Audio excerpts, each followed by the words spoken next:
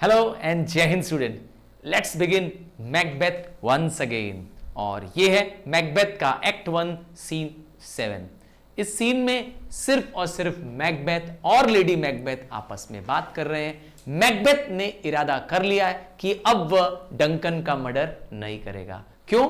क्योंकि उसे theory of Karma याद आ गई है। मतलब जैसा करोगे वैसा भरोगे। मतलब जैसा आप कर्म करते हैं कहीं ना कहीं लौट कर वही आपके साथ भी होता है। तो यह सोचते हुए वह तय करता है कि वह डंकन का मर्डर नहीं करेगा। पर लेडी मैकबेथ की स्पीच इसमें साबित कर देगी कि वो थर्ड नहीं फोर्थ विच है इस प्ले की। क्योंकि यहां पर वो मैकबेथ को टर्न कर लेगी, उसका इरादा बदल देगी और उसे तैयार कर लेगी मैकबेथ को डंकन के मर्डर करने के लिए। आइए देखते हैं। शॉर्ट सीन है, समझते हैं। तो इस सीन में, क्योंकि ये सारी सीन मैकबेथ के कासिल में टेक प्लेस कर रही है और डंकन यहां पर डिनर कर रहा है, तो डिनर सर्व करने के लिए एंटर अ सीवर। ये SEWER सीवर क्या है? सीवर मतलब होता है हेड कुक, या एक तरह से कह सकते हैं हेड सर्वेंट या हेड ऑफ द शेफ्स, जो कि खाना सर्व करने के लिए जाना जाता है। तो वो और साथ में डाइवर्स सर्वेंट्स, अर्थात बहुत सारे सर्वेंट्स जिनके हाथ में खाने की डिशेस हैं और वो स्टेज पर ऑब्वियस बात है डंकन के खाने के लिए तैयारी कर रहे हैं। आइए देखते हैं। मैकबेथ इस सीन में एंटर कर रहा है। इफ इट वर डन, ये एक सॉलिलॉकी है। मैकबेथ अकेले अपने मन के भाव हमारे से शेयर कर रहा है। तो मैकबेथ कह रहा है इफ इट वर डन। क्या डन? इट क्या है यहां पर? Murder of Duncan. तो अगर डंकन का मर्डर करना है, when it is done, then it were done quickly। तो अगर मारना है डंकन को तो क्विकली मारना है, क्योंकि बहुत दिन तक अगर हम किसी चीज को सोचते रहते हैं उससे हम परेशान हो जाते हैं। करना है तो करके काम खत्म। If the assassination could trammel up the consequence and catch with the surcease success.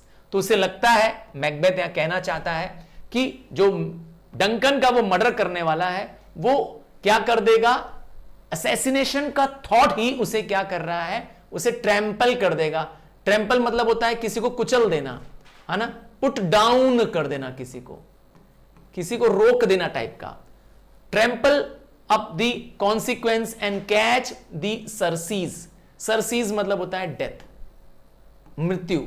तो उसे लगता है कि ये थॉट ही, ये विचार ही उसे क्या कर रहा है, परेशान कर रहा है। ये मारना नहीं, मारने का विचार आना कि मुझे डंकन को मारना है, यही विचार मुझे क्या कर रहा है, मुझे डेथ दे रहा है, मुझे कमजोर कर रहा है। But this blow might be all and all. पर मेरे एक वार से, एक बार अगर मैंने वार कर दिया, मार दिया, तो वह एंड हो जाएगा, अर्थात मौत हो जाएगी।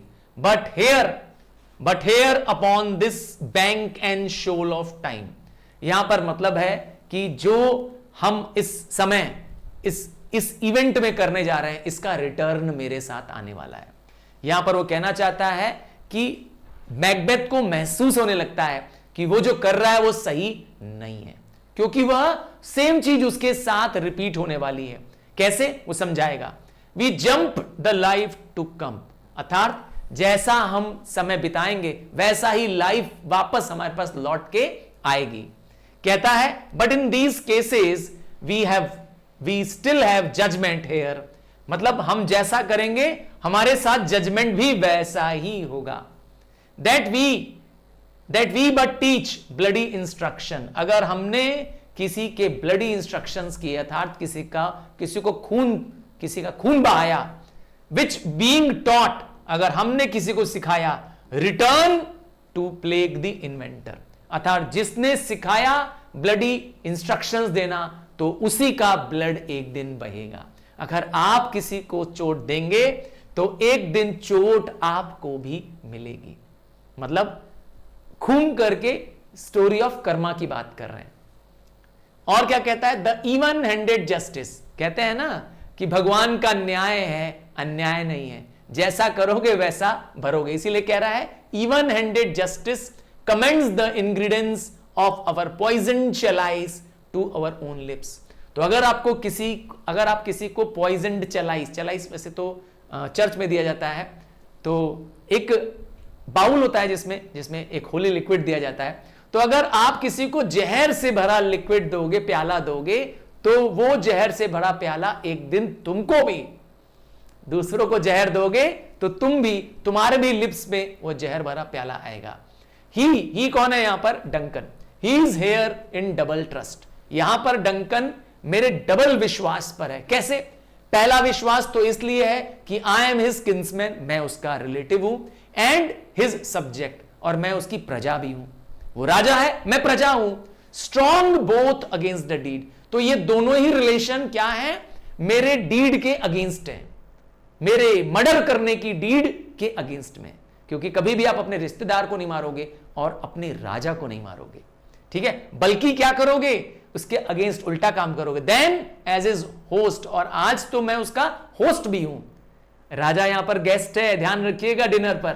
तो आज ये होस्ट है मैकबेथ, और वो कहता है कि मेरी तो जिम्मेदारी है, who against his murderer shut the door, not bear the knife my self. मेरी जिम्मेदारी तो यह है, मैकबेथ कह रहा है, कि मैं मैकबेथ को आए अगर कोई व्यक्ति मारने के लिए तो उसका डोर शट कर दे, न कि खुद नाइफ लेकर मैकबेथ को मार दे। सही क्या? डंकन को मार दे। चलिए, besides this Duncan had born his faculties so meek, और उसे लगता है कि इस समय डंकन की फैकल्टीज अर्थात बॉडीली स्ट्रक्चर, अर्थात उसके पावर्स अब कमजोर हो गए हैं। Had been so clear in his great office, पर वो अपने पावर्स के साथ, अपने मंत्रालय के साथ बहुत ग्रेट रहा है, अच्छा रहा है, वेल बिहेव्ड रहा है। His virtues will plead against the angels, अर्थात डंकन की क्वालिटीज इतनी अच्छी हैं कि इवन एंजल्स भी उसके लिए प्लीड कर सकती हैं, उसके लिए प्रे करेंगी। और trumpet tongued against the damnation of taking off, अर्थात वह मुझे डैम कर देंगी, डैम मतलब होता है श्राप कर देंगी, अगर हमने उसके लाइफ को टेक ऑफ किया। डंकन को मारने से वह एंजल्स भी नाराज हो जाएंगी, जो अभी शांत हैं, है ना, वो ट्रम्पेट टंग्ड कर जाएंगी, ठीक है। और क्या होगा? And pity like a naked newborn babe, तो यहां पे पिटी को कंपेयर कर रहा है। पिटी मतलब दया होता है, तो दया भी जो कि एक बेबी की तरह होती है, एक न्यूबॉर्न बेबी की तरह होती है, विथ स्ट्राइडिंग द ब्लास्ट और हेवेंस चेरुबिन हॉर्स्ड, वो क्या करेगा? एक तेज तूफान को भी सहता हुआ, जैसे कि हेवन से चेरुबिन्स आ जाती हैं, चेरुबिन्स एंजल्स होती हैं, upon the sightless courier of the air. या साइटलेस कोरियर कौन है? विंड्स। तो वो हवा की गति से मुझ तक आ जाएंगे, मुझे पनिश करने के लिए। Will shall blow the horrid deeds in every eye, अर्थात एक जब ये डीड होगी तो पिटी की वजह से, दया की वजह से, पिटी को कंपेयर कर रहा है एक न्यूबॉर्न बेब से, एक नए बेबी से जो अभी नया बॉर्न है, नेकेड है। और या तो कह रहा है वो चेरुबिन्स की तरह हैं, जो अगर हमने मारा तो हर एक की आंखों में एक ऐसा ऐसा दया फैलेगी कि हर एक की आंखों से आंसू बह जाएगा, है ना। That tear shall drown the wind, और सारे जितनी विंड्स चलेगी सबके आंखों में आंसू ले आ देंगी, क्योंकि डंकन को मारना देश के हर एक नागरिक को रुलाने के बराबर होगा। आई हैव नो स्पर, और मेरे पास तो कोई रीजन नहीं है। स्पर मतलब होता है reason. I have no reason to prick the sides of my intent, मुझे इस इंटेंट का, इस फैसले का कोई कारण नहीं है। डंकन को मारने के मेरे पास कोई कारण नहीं है। बट नॉट वॉल्टिंग एम्बिशन, सिर्फ एक ही है मेरा कारण, और वो है मेरा एम्बिशन। एम्बिशन मतलब होता है wanting very much to be successful, तो जल्दी राजा बनना है, बस मेरा एक ही लालच है, यही मेरा कारण है। वरना मुझे डंकन ने कभी मेरे साथ कोई बुरा नहीं किया, मुझे उसको मारने का कोई कारण नहीं है। Which overleaps itself and fall to other, तो मेरा एम्बिशन ओवरलीप कर रहा है, अर्थात मेरी लालच, मेरी इच्छाएं बहुत बड़ी। I am a greedy fellow, ये उसको महसूस होता है। अभी ये तय करता है इतना, तब तक लेडी मैकबेथ एंटर कर जाती है और पूछती है हाउ नाउ, व्हाट्स न्यूज, मतलब वो मैकबेथ का हालचाल लेना चाहती है, क्योंकि वो पढ़ लेती है मैकबेथ का चेहरा। बहुत क्लेवर लेडी है लेडी मैकबेथ। वो डंकन के चेहरे के उड़े हुए हाव भाव से समझ जाती है कि मैकबेथ लॉस्ट है, मैकबेथ तैयार नहीं है। बोलेगी लेडी मैकबेथ, क्या बोलेगी? He has almost सप्ड। ही किसके लिए? डंकन के लिए, कि डंकन ने सपर कर लिया है, अर्थात रात का डिनर कर लिया है। Why have you left the chamber?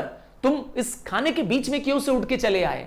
तो मैकबेथ बोलेगा, पूछेगा बल्कि, hath he asked for me? क्या डंकन ने मेरे बारे में पूछा? तो लेडी मैकबेथ बोलेगी, तुमको नहीं मालूम है वो तुम्हारे बारे में पूछ रहे थे? तो मैकबेथ बोलेगा कि we will proceed no further in this business. कौन से बिजनेस की बात कर रहा है? Yes, murder of the Duncan की बात कर रहा है। हम डंकन का मर्डर नहीं करेंगे।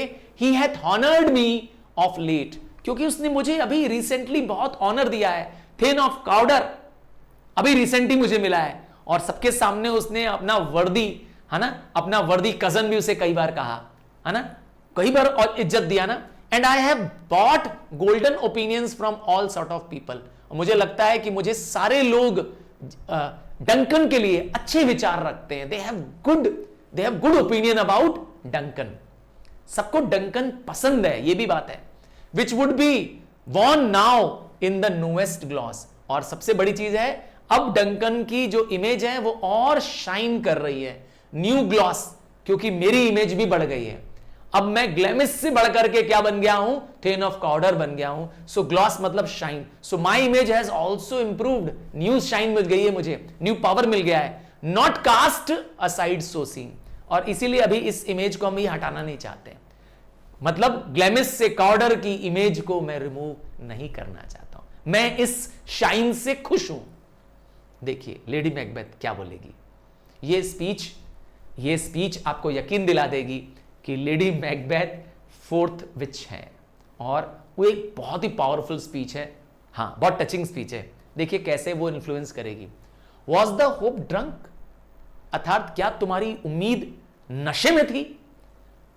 Where in you dressed yourself? जिसमें तुमने अपने आप को तैयार किया राजा के रूप में, क्या तुम उस समय नशे में थे? Hath it slept since? क्या वो उम्मीद अब सो गई है? क्या तुम्हारा एम्बिशन अब खत्म?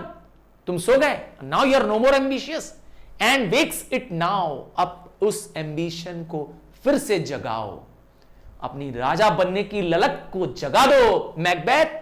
To look so green and pale to what it is so freely. अर्थात तुम्हारी जो स्पिरिट थी एम्बिशियस की, वो जो पहले फ्री हुआ करती थी, अब उसको वापस जगाना पड़ेगा, क्योंकि वो सो गई है। अगर सो गई है तो उस स्पिरिट को, उस उम्मीद को फिर से जगाओ। From this time shall I count thy love. और मैं तब ही अपना प्यार तुमको सौंपूंगी, जब तुम्हारी स्पिरिट जाग जाएगी, जब तुम एम्बिशियस हो जाओगे। Art thou afraid? लगता है तुम डरे हुए हो। क्या तुम डर गए हो? To be the same in thine own act? तुम अपनी एक्ट करने से, अपने उस ब्रेवरी के लिए जिसके लिए जाने जाते हो मैकबेथ, क्या तुम उस एक्ट से डरते हो? बहादुरी के कामों से डरते हो? And valour are these act in desire? तो आज उस वेलर की, आज तुम्हारे जोश की, तुम्हारे मर्दानगी की आज हमें जरूरत है। तो वो मर्दानगी तुम्हारी कहां गई? कहां है वो मर्द Macbeth? Wouldst thou have that which thou esteemed the ornament of life? तो वो जीवन का जो ornament of life है, जो क्राउन है, राजा का जो मुकुट है, जो तुम्हारे जीवन का सबसे बड़ा सुख है, वो तुम भूलने को तैयार हो? मतलब क्या तुम उसको भुला दोगे, अपने जीवन का सबसे एस्टीम्ड सपना? And live like a coward? और एक कायर की जिंदगी जीना चाहोगे? अपनी ही एस्टीम में, अपनी ही नजरों में झुकना चाहते हो तुम मैकबेथ? एंड लेटिंग, और यह कहना आई डेयर नॉट, यह अपने आप को याद दिलाना कि मैंने हिम्मत नहीं की। वेट अपॉन आई वुड, काश मैं ऐसा कर सकता। तो ये एक एडेज है, ये एक प्रोवर्ब है। बाद में ऐसा कहे कि पछताने से अच्छा है कि आज मैकबेथ तुम ये करके दिखा दो। आज करो, आज डंकन को तुम्हें मारना पड़ेगा, ताकि कल तुम्हें यह पछतावा ना हो कि मैंने कोशिश नहीं की, मैंने अपनी हिम्मत नहीं दिखाई। देखिए मैकबेथ क्या बोलता है, जवाब क्या देता है लेडी मैकबेथ को, ध्यान से सुनिएगा। दी पीस, अभी भी कह रहा है कि शांत कर जाओ, शांत कर जाओ, मुझे अब आगे इस पे आगे नहीं बढ़ना है। I dare do all that, मैं वो हर कुछ कर सकता हूं जो एक मर्द कर सकता है। हु डेयर्स डू मोर, और मुझसे ज्यादा मर्दानगी तो किसी में नहीं हो सकती, क्योंकि मैं युद्ध में वैसे भी, आपको पता ही है कि मैकबेथ अपनी वीरता के लिए जाना जाता है देश में, है ना, पूरे देश में उसका सम्मान होता है। तो लेडी मैकबेथ कहती है व्हाट बीस्ट वॉज इट, तो तुम्हारे अंदर वो कौन सा जानवर था जो तुम्हें राजा बनने के पहले लिए प्रेरित कर रहा था। तो what beast was that then that made you break this enterprise to me, जिसने तुम्हें कहा कि तुम मुझे अपना राज बताओ। ब्रेक द एंटरप्राइज मतलब होता है वो राज बताना। आपको याद होगा लेडी मैकबेथ को लेटर मैकबेथ ने भेज दिया था बैटलफील्ड से ही, जब वो लौट रहा था तब वहीं से उसने लेटर भेज दिया था कि 3 विचेस उसे मिली हैं और उन्होंने क्या क्या उसे प्रॉमिस किया है। तो ये प्रॉमिस तुमने मुझे क्यों बताया, क्या था तुम्हारे अंदर, कौन सा जानवर था तुम्हारे अंदर। तो when you dost do it, अगर तुम्हारे अंदर हिम्मत नहीं है, तुम अगर डेयर नहीं करते हो तो तुम मर्द नहीं हो सकते। You are not a मर्द if you do not dare to do it, ये कहना चाहती है। And to be more than what you were, अगर तुम उससे ऊपर बनना चाहते हो, तुम थेन ऑफ काउडर हो, और अगर इससे ऊपर जाना चाहते हो, if you want to be more than what you were, you would be so much more than man, और तब तुम मैन की कंपैरिजन से भी ऊपर चले जाओगे, अर्थात मर्दांगी में भी तुम ऊपर चले जाओगे जब तुम राजा बन जाओगे। तो इसके अंदर एक जोश भर रही है। Nor time nor place did then adhere, अर्थात न तो कोई दूसरा समय और न तो कोई दूसरी ऐसी जगह होगी जब तुम्हें एडहेयर करने का मौका मिलेगा, इस काम को फॉलो करने का मौका मिलेगा, अर्थात अपनी मर्दानगी दिखाने का, मैन बनने का, मोर देन मैन बनने का यही एक समय है और यही एक जगह है। Yet you would make both, और आज ही तुम्हें दोनों करना होगा।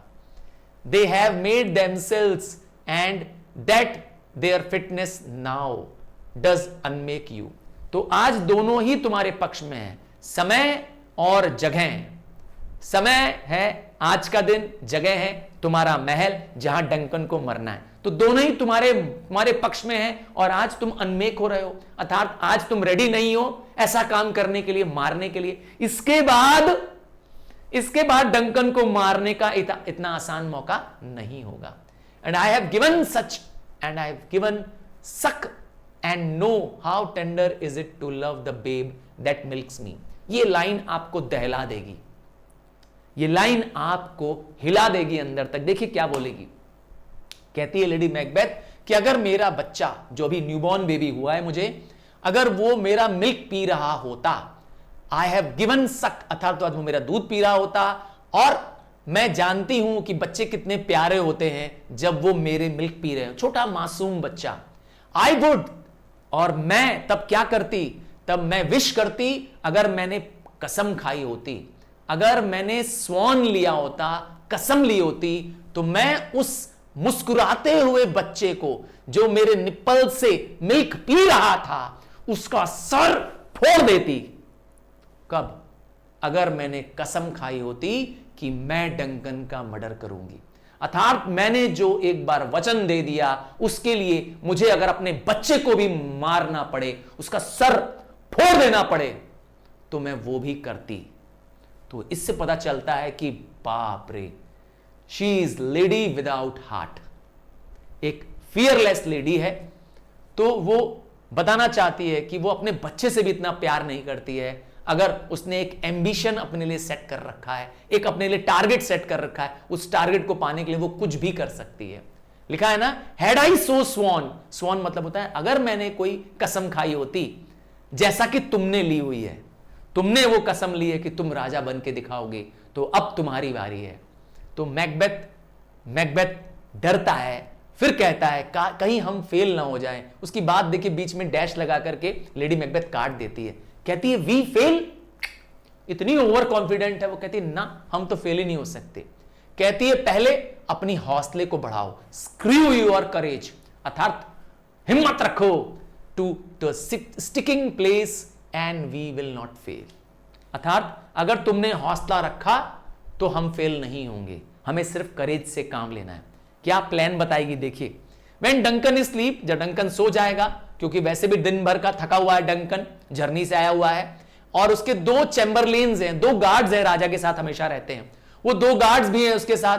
Will I with wine and vessel so convince, अर्थात उनको इतना नशा करा दूंगी, इतना ज्यादा शराब ओवर ड्रिंक करा दूंगी, किनको, राजा के दोनों गार्ड्स को, डंकन के दोनों गार्ड्स को, ताकि उनकी मेमोरी ही चली जाए। वो इतना ज्यादा नशे में हो जाएंगे कि उनकी मेमोरी फ्यूम कर जाएगी, अर्थात वह उनकी याददाश्त चली जाएगी, और ये जो मैकबेथ का प्लान है वह कामयाब हो जाएगा। ठीक है ना। रिसिप्ट ऑफ रीजन अ लैम्बैक, अर्थात उसके उनके पास मेमोरी में कुछ रहेगा नहीं, और मैकबेथ का जो प्लान है वो काम कर जाएगा।